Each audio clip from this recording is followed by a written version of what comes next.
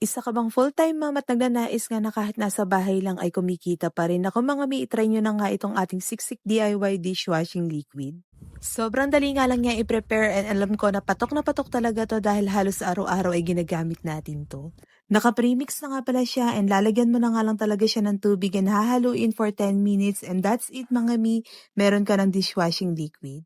Meron naman silang binebenta na mga pouches, tapos meron din silang binebentang lalagyan kaya pwedeng-pwede talaga tong pangnegosyo. At dito ko talaga mapapatunayan sa inyong mga mina sobrang legit na maganda nga itong ating Siksik DIY dishwashing liquid. Bali, naglagay nga pala ako ng mantika dito sa may plato para malaman nga natin kung nakakatanggal nga ba talaga siya ng sebo. Ang maganda pa nga dito sa dishwashing na gamit ko mga mi, kita nyo naman sobrang bula lang kahit konti pa nga lang yung nilagay ko. Kaya naman para nga sa mga wais na mami, naku kung gusto niyo makatipid i-try niyo na nga itong ating dishwashing liquid.